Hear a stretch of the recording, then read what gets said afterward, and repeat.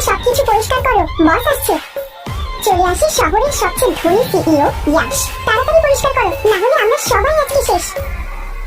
Good morning sir. এটা প্রয়োজন নেই, বসুন সবাই। আপনি কি? Good morning sir. Good morning. স্যারকে সালাম দেন। আপনাদের কাজের এই অবস্থা কেন? অফিসে কি করেন সবাই? স্যার আমরা তো ঠিকঠাক ভাবে সব কাজই করার চেষ্টা করছি। হ্যাঁ তা তো দেখতেই পাচ্ছি। শাস্তি হিসেবে প্রত্যেকের হাফ স্যালারি কেটে নেওয়া হলো। বস এমনটা করবেন না, আমরা ঠিকভাবে কাজগুলো করার চেষ্টা করেছি। এখন যদি ওঠো এক্ষুনি। এটা তো আমাদের প্রজেক্ট না, কোথায় তো গন্ডগোল আছে। এই নিন স্যার, ফাইলে প্রজেক্টের সমস্ত ডকুমেন্টের প্রুফ আছে, দেখে নিন। এখন আর দরকার নেই এগুলো। ঠিক আছে।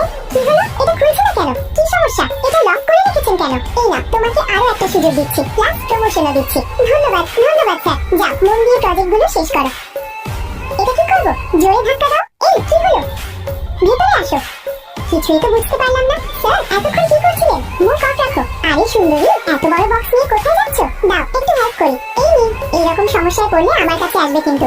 মেসেজ চেক করেন। মেয়েদের উত্তেজিত করার জন্য আপনার চাকরি বরখাস্ত করা হলো। হ্যালো জেনি, কিছু কি জানিস? বস নাকি অসুস্থ হয়ে পড়েছে। কি বলছিস? কি হয়েছে ওনার? আপনি ঠিক আছেন? আমাকে তো ভয় পাইয়ে দিয়েছিল। এইরকম মজার গল্প মিস না করতে চাইলে এক্ষুনি লাইক সাবস্ক্রাইব করো।